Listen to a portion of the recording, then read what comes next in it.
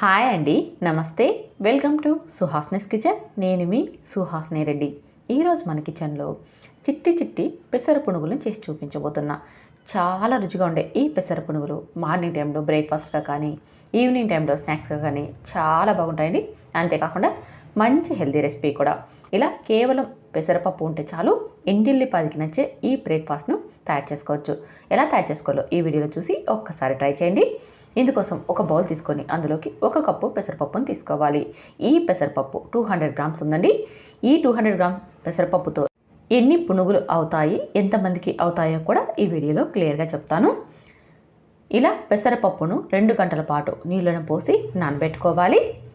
ఇవి నానేలోపు ఇక్కడ మనం అందులోకి చట్నీని ప్రిపేర్ చేసుకుందాం. ఇందుకోసం ఒక గిన్నె తీసుకొని అందులోకి మీడియం సైజ్ ఆనియన్ని పొట్టు తీసి వీడియోలో చూపించిన విధంగా కట్ చేసి వేసుకోవాలి. అలాగే బాగా పడిన టమోటాలని కూడా శుభ్రంగా కడిగి ఇలా కట్ చేసి వేసుకోవాలి. ఈ టమోటాలు 1/4 కిలో ఉన్నాయండి.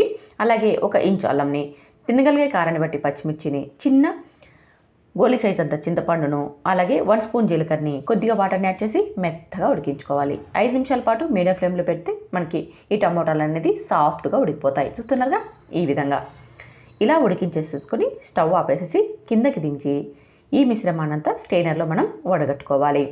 ఇలా స్టెయినర్ సహాయంతో వడగట్టుకున్నాం అనుకోండి, వాటర్ సపరేట్ అవ్వడం వల్ల త్వరగా మనకి ఇవి చల్లబడతాయి. అంతేకాకుండా మిక్సీలో వేసుకుని ఇవ్వడానికి కూడా ఈజీ అవుతుందన్నమాట. చూడండి, ఈ విధంగా చల్లారిన తర్వాత ఒక మిక్సీ గిన్నె తీసుకొని అందులోకి ఈ చల్లారిన టమోటాలు, పచ్చిమిర్చి మొత్తాన్ని కూడా అందులోకి వేసేసుకోవాలి. అలాగే ఇందులోకి 5-6 వెల్లుల్లి రెబ్బల్ని, రుచికి సరిపడా ఉప్పును వేసి మెత్తగా గ్రైండ్ చేసుకోవాలి. ఇలా సాఫ్ట్గా గ్రైండ్ చేసుకున్నాక ఇప్పుడు ఇందులోకి మనం వాటర్ని సపరేట్ చేసుకున్నాం కదండి, ఆ నీళ్ళని అలాగే చిన్న బెల్లం ముక్కని వేసుకొని మరొకసారి మెత్తగా గ్రైండ్ చేసుకోవాలి. ఈ చట్నీ అనేది ఇలా నీళ్ళగా ఉంటేనే రుచి చాలా బాగుంటుంది పునుగుల్లోకి, బజ్జీల్లోకి కూడా. ఇప్పుడు స్టవ్ మీద ఒక చిన్న పెనం పెట్టి కొద్దిగా ఆయిల్ వేసుకొని పోపు దినుసులన్నీ వేసుకొని గ్రైండ్ చేసి పెట్టుకున్న ఈ టమోటా చట్నీని, కొత్తిమీరని వేసి ఒక ఉడికించుకున్నాం అనుకోండి, 3 days దాకా ఇది నిల్వ ఉంటుంది. పోపు దినుసులు వేసే వీడియో మిస్ అయిందండి. ఉద్దిపప్పు, శనగపప్పు అన్నీ కూడా వేసుకోవచ్చు. ఇలా ఉడికించి మనం స్టవ్ మీద నుంచి దించి పక్కన పెట్టుకోవాలి. ఈలోపు మనకి పెసరపప్పు కూడా చూడండి సాఫ్ట్గా ఉడికిపోయింది. 2 గంటల పాటు నానబెట్టుకుంటే చాలండి. 2 గంటల తర్వాత 2-3 సార్లు శుభ్రంగా కడిగి తర్వాత వాటర్ మొత్తం వంపేసి ఇది మిక్సీ గిన్నెలోకి వేసుకోవాలి. కొద్దిగా వాటర్ని యాడ్ చేసి మెత్తగా గ్రైండ్ చేసుకోవాలి. ఎంత వీలైతే అంత సాఫ్ట్గా గ్రైండ్ చేసుకున్నాం అనుకోండి, పునుగులు అనేది సాఫ్ట్గా వస్తాయి. ఇందులోకి 2 స్పూన్ల బియ్యపిండిని వేసుకున్నామంటే పైన లేయర్ అనేది క్రిస్పీగా వస్తుంది. అంతేకాకుండా ఆయిల్ అనేది తక్కువగా పీల్చుకుంటాయి. కట్ చేసుకున్న ఒక ఆనియన్ని, రుచికి సరిపడ ఉప్పును, కొత్తిమీరను, జీలకర్రని వేసేసుకొని ఇదంతా బాగా కలిసేలాగా కలుపుకోవాలి. చూడండి, బాగా కలిసిన తర్వాత ఒక 5 నిమిషాల పాటు చేత్తో బాగా బీట్ చేసుకుంటూ కలుపుకోవాలి. అప్పుడే పునుగులు అనేది బాగా పొంగుతూ వస్తాయి. ఇందులోకి వంట సోడా కూడా అవసరం లేదండి. చూస్తున్నారుగా, ఈ విధంగా ఉండాలి. మనకి పిండి అనేది ఈ విధంగా ఉందంటే పునుగులు వేసుకోవడానికి చాలా బాగా ఉంటుందండి.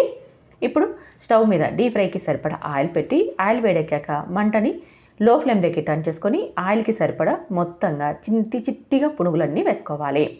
చూడండి, వీడియోలో చూపించిన విధంగా ఇలా చిట్టిగా వేసుకున్నామంటే చూడడానికి పిల్లలకి, పెద్దలకి అందరికీ నచ్చుతాయి. అంతేకాకుండా లోపల పచ్చిగా లేకుండా త్వరగా ఫ్రై అయిపోతాయి అన్నమాట.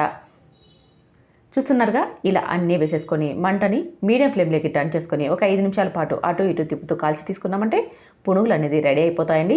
లైట్ గోల్డెన్ కలర్ వచ్చేదాకా బాగా ఫ్రై చేసి తీసేసుకోవాలి. ఇదే విధంగా మిగిలిన పిండినంతా కూడా ఆయిల్లో చిట్టి పునుగులు వేసుకొని తీసేసుకోవడమే. కేవలం ఒకే ఒక పెసరపప్పు ఉంటే చాలండి, ఇంటిల్లిపాదికి నచ్చే బ్రేక్ఫాస్ట్ను మనం తయారు చేసుకోవచ్చు. చూసారా ఎంత ఈజీగా ప్రిపేర్ చేసుకోవచ్చో. ఇంటికి ఎవరైనా అతిథులు వచ్చినప్పుడైనా సరే స్నాక్స్గా వారికి చేసి ఇవ్వచ్చు. మరి ఇంకెందుకు ఆలస్యం, ఒక్కసారి ఈ పునుగులను మీరు ట్రై చేయండి. అందులోకి నేను చేసిన ఈ చట్నీని కూడా ట్రై చేసి టేస్ట్ చేసి మీకు ఎలా వచ్చిందో కామెంట్ చేయండి.